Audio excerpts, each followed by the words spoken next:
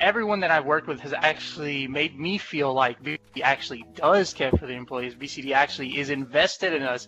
BCD wants to see us grow, and BCD wants to, make us into the best version of ourselves professionally and in our duties and our job.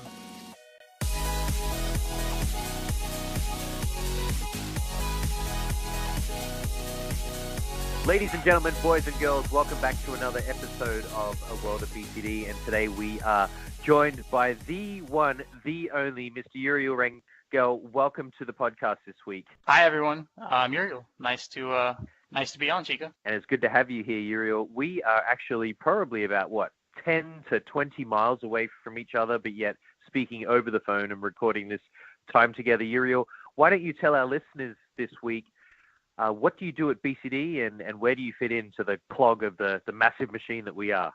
Absolutely, yes. So my title officially is Specialist for Global Hotel Distribution.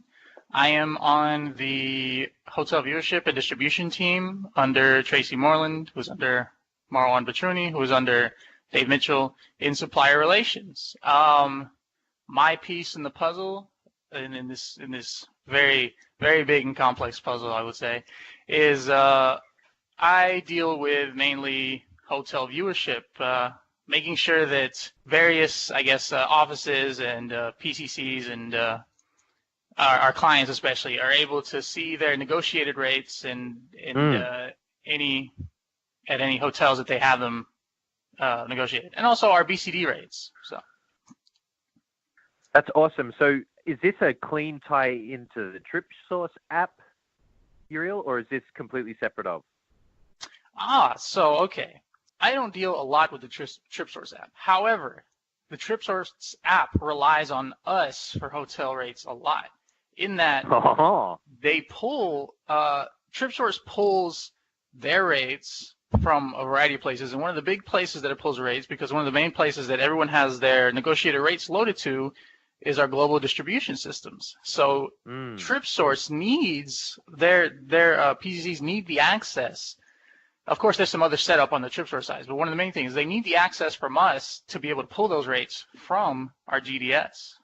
I always get a lot of TripSource, related emails and things like that, and I always like to explain it. It's like, while I personally don't work with TripSource directly, we make sure that the rates that are supposed to be in there are in there. Very cool. And if we could back out just a little, because I probably jumped the gun in jumping straight into the ifs, the hows, and the whys, Uriel, maybe you can come out, because I know that we've heard, and many of our listeners would have heard, the importance of hotels and BCD's focus in hotels. Could you maybe paint the bigger picture strategy from your perception? You're the person that's doing the work, that's pulling together a lot of the data, as you mentioned. What's the strategy of your team, and where is it pointed for BCD? Yes. Okay. So this is something I've been hearing about a lot. There's a lot of room to grow for BCD, especially in hotels. A lot of opportunities for us to, gain additional revenue and just expand our place in what we do with hotels now. One of those things that I've seen is, especially coming in one of our goals for 2019, is increasing just how much we're earning on hotels only. And it's a pretty high number. I'm not going to get specific with it, but it's a fairly lofty goal, and I think we will be able to hit it just because of the initiatives we're taking with hotel and trying to get these opportunities, making sure that we're retaining the clients we have, and especially with some of the programs we're bringing in, just to up our competitiveness with what our hotel programs can do. We're trying to offer, the most content, the most hotels out of any of our competitors. I think that's one of our big pushes is content, and actually getting these hotels and these rates available for BCD clients. So with all of that said, what are some of the biggest challenges you think the company or your department and your role is going to face here in the coming months or year? Implementing a lot of these initiatives is just going to take. I don't think it's going to be difficult. It's just going to take some hard work on our end. It's just going to be actually getting these things done, making sure they work, and making sure they're ready for us. Uriel, as you look around the landscape of BCD, what's a perspective that you're seeing as one of the next generation leaders? What's some of the stuff that we're doing that's really great as an employer? What's some of the exciting stuff that you're looking forward to here over the coming years of BCD? I think that, okay, just from my perspective, looking at BCD, and especially this being one of my first, I guess, major employments of my career, and hopefully a very long one, but I look at BCD, and one of the healthiest things I see about the company as a whole is the culture and how employees are treated. Just how BCD treats its employees, it almost feels, from every company you're going to hear, like, we're invested in our employees. I feel like you hear that from every single company. Oh, we care about our employees. To actually see it in practice, to actually see it like BCD's taking concrete steps, and even every level of management that I've interacted with has had that same actionable mentality to this phrase. Everyone that I've worked with has actually made me feel like BCD actually does care for the employees. BCD actually is invested in us. BCD wants to see us grow, and BCD wants to, make us into the best version of ourselves professionally and in our duties and our job. So that's something that really excites me. I mean, you can just look around at every other, I guess, or maybe not every other, but you can just look around at the corporate landscape and see the sentiment said, but you don't see a lot being done. At least I don't, as much as BCD does it. I can actually see the steps you guys are taking to and just the way I'm treated. I feel like, wow, I feel like I'm invested in my superiors. My supervisors care about what I'm doing and how I'm doing it and how I'm growing in my role. That's really refreshing to hear, Uriel, and I'm, big shout outs to your management too for continuing what we hope is a long career at BCD Travel. And it's also refreshing because we often hear, like you said, the landscape and what we read online. Sometimes I think is inaccurate to what the experience is at BCD. And if we can dig a little bit deeper so we can tie it back to your work, here you are a student, but 2 years ago, now a professional, a young professional, young next level leader. What is it about the work? Because the work at BCD is something that we discuss often. Will this appeal to the next level generation leader? Will this appeal to somebody that's coming out of college? How's your transition been into the work? Because I understand from what you just explained earlier that you're doing a lot of data. Does that meet your personality? Is it the people? Like, what's the blend for you? What excites you about what you do at BCD?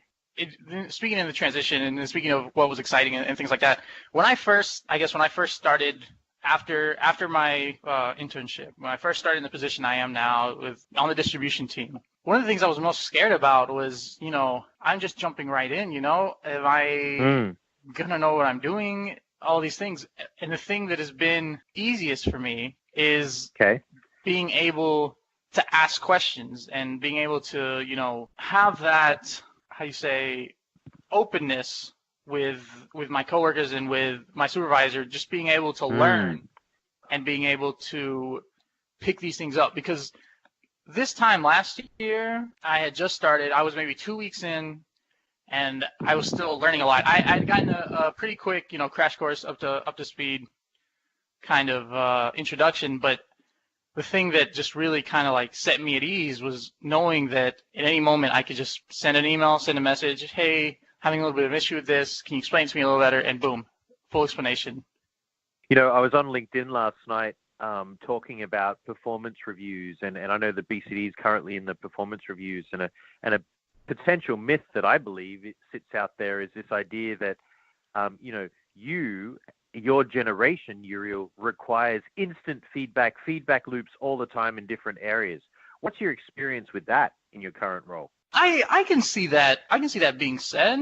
I wouldn't say it instant, and I wouldn't say it doesn't need to be constant. I don't think the feedback needs to be constant, not for every single thing that I'm doing, but feedback to me is always a good thing in that I like to know that I'm going in the right direction, and I like to know that I'm meeting goals or meeting, hitting the right checkpoints in the things that I'm doing. Cool. And then from the perspective of working from home, another discussion that I was having just yesterday at the Atlanta Concourse with some of our recruitment team is how do we recruit people that are really keen on getting feedback, really keen on building relationship, and then we tell them that they're working virtual.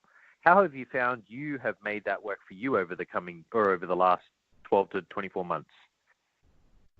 Well, I feel like I really take advantage of Skype for Business. I feel like that's probably been one of my best friends in getting feedback and reaching out and, just making sure that I guess I feel that way with my virtual position. Because I did used to be in the office. I was in the office for 6 months. And then once I switched over to this position, I was able to go virtual. What about being switched on? I mean, we hear, and I spoke on the last roundtable with a couple of younger generational folk at BCD about the next generation's always meant to be switched on. Do you find working from home you switched on more than when you were working in the office, or do you feel like you're working more than you were working in the office?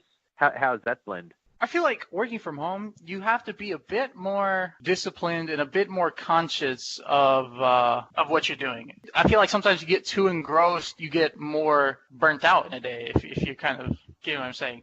And not to say that, you need to look away every 5 minutes or anything like that. But when you're in an office, you have the opportunity to kind of look at the person next to you in that cubicle, So socialize a little, you mean?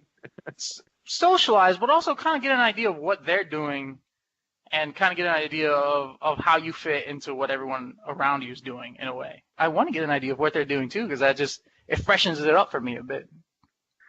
That's really interesting because I've heard that now, especially with this podcast, oh, we had no idea that function existed. Thank you. That was really interesting. And coworkers reaching out with coworkers now. Uriel, what advice would you give to somebody that's been in their role, 10 plus years, 20 plus years? We're all working virtual. We're all kind of siloed, if you will.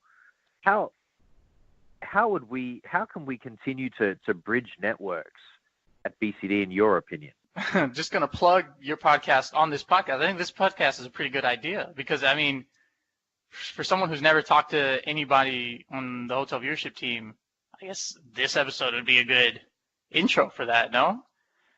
And, well, yeah, and we probably got to talk a little bit more about what you do, but yes.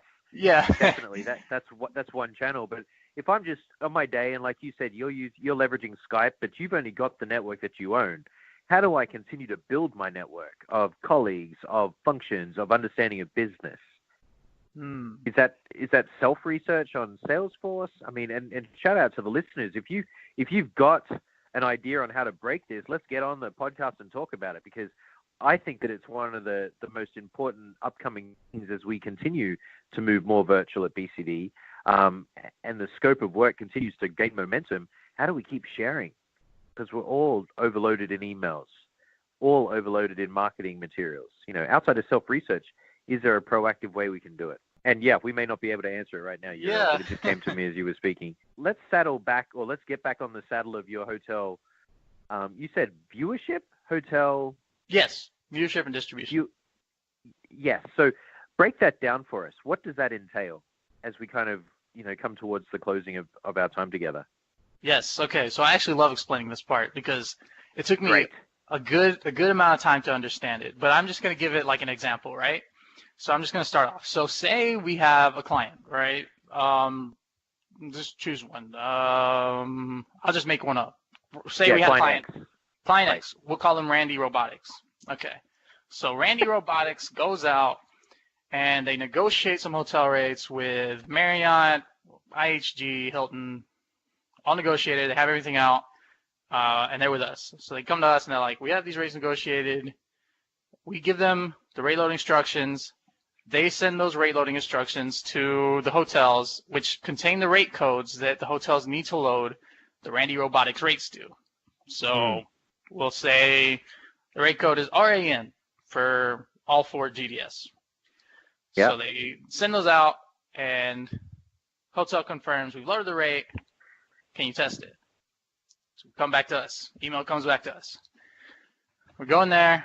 Let's say I negotiated a rate at the Atlanta Marriott Marquis. What I do from there is I do a little research. This part, actually finding the hotel, doesn't really take that long. do a little research, finding the hotel property codes in each GDS. I go into my GDS, I'm all logged in, and I figure out, I search in Amadeus, okay, release the Social Security record for that chain, because for each chain we release Social Security records, which is kind of like, I consider the Social Security a switch, kind of saying that rate's loaded, it should be, it allows us to see the rate after that, once you flip that switch or whatever. Look in Galileo, it's in there. Look in WorldSpan, it's in there. Look in Sabre, okay. Say we use the rate code, and this, I'm using this example because this is one of the main things I see in Sabre a lot, and it's one of my favorite things to fix, because when I get the email for I guess viewership issues in Sabre, it's almost usually this. Okay, so I go into Sabre, and in Sabre there's this cool little thing called an HST table. Okay, the HST table exists for each rate code that exists in Sabre. So in this case, say it's RAN for Randy Robotics. Okay, so I update the HST table with RAN for Randy Robotics for the Marriott chain, which is like MC. So updated MC, RAN, I search the rates, it's not there. Okay, I look again, check a few dates, rate's not showing up for any of them. So I'm like, okay. This is where it gets interesting for Sabre. So in Sabre, a hotel is allowed to use a rate access code that differs from the one that we sent on our rate loading instructions. The only thing is, we have to update their rate access code into our HST table for that chain. So if we sent Marriott RAN, right, but they're using R2N, we would have to go into our HST table and update the Marriott chain with R2N, so that whenever we search with RAN, we still see the rate. This only works in Sabre too. So for every other one, they have to use the rate access code we provide. For Sabre, they get a little bit of leeway there. The only trick is we have to know that they're using a different rate access code. We have to know that has to be communicated to us, and or else, if we don't know, that rate won't show up. That rate will never show up because we'll have the wrong thing in our HST table.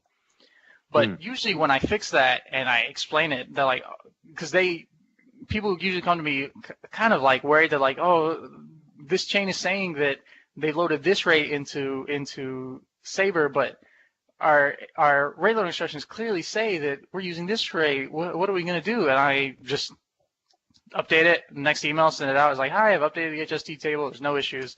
The rate is now visible. And they're like, wow, that was so quick, Basically, the rate comes through just like that. And to me, that's my favorite thing to see, just because it just seems like it's such a simple fix. It seems like this gargantuan problem, and it's just fixed so simply. And the reactions to it, I love them every time. But yeah, I think that's a good example of a pretty common problem. And the complex work that you're involved in. Yeah, I hope that wasn't, because to me, saying all those things, especially like all the abbreviations, CSRs, HSTs, all those things, is simple to me now. But when I first started, I was like, what does all this mean? So I hope listeners aren't super confused by any of that. But yes. So Uriel, if I'm a common listener here and I have a question on on one of the acronyms that you use, like you were just laughing at, or just something about the hotel viewership that you were just explaining, what's the best way to get a hold of you and your team? Go to hotelviewership@bcdtravel.com. And for all of our listeners, we may have just opened up Pandora's box for you, asking a lot of questions, or maybe just a world that you've never known much about. So thank you, Uriel, again. And we're going to close out the podcast as we do every week, which is with 5 random questions thrown at you, and you're going to do your best to answer them as quick as possible. Are you ready? Yes. All right. Question number 1, Uriel. Do you know HTML? No. I know what it is. What HTML stands for? Hypertext markup language, I think. Yeah, something like that. All right. Question number 2. Hairy people. Do you like or dislike hairy people? Hairy people. I'm neutral on them. They can be good, but I think they could also be evil. That's It could go funny. either way. All right. How many languages do you speak and what are they? Two fluently, English and Spanish. I wish I spoke more though. You spoke more languages or spoke more Spanish? Spoke more languages and more Spanish. Both. Very good. How do you say the hotel booking is not correct in Spanish? La tarifa del hotel no se está enseñando bien. Woohoo! Good job, Uriel. And question number 4. What's better for you, violins, pianos, or guitar? Pianos. Pianos. Do you play instruments too? I play trumpet. I play ukulele. And I may have to put your soundtrack underneath the podcast when we put it live. But the final question I love to ask people, Uriel, you've been here now 2 years. What's your favorite part about working at BCD? I like the people the best. I think every coworker that I've interacted with has been just absolutely great, the best. Just everyone that I've met across departments have just had the best outlooks, the best, personalities, the best interactions with them. I truly like the people at BCD. I think they're the best part. Uriel, thank you so much for giving time, and I'm really excited to watch you continue to grow, develop, and teach me all of these different perceptions and perspectives you bring to the table every time we chat. So thank you for your time today, and we'll speak to you soon. Sounds good. Thank you. Thank you for having me on. And to all of our listeners out there, A World of BCD is rocking, rattling, and rolling. So thank you for your continued support. Continue to share these episodes. Continue to send in great topics and or areas that you'd love to talk about. And the next roundtable is right around the corner. So if you are willing and wanting to be a part of that roundtable, dear listener, then put your hand out by shooting me an email, and we will make sure that we can do our best to get you involved. Have a great week, and we'll see you next week on A World of BCD.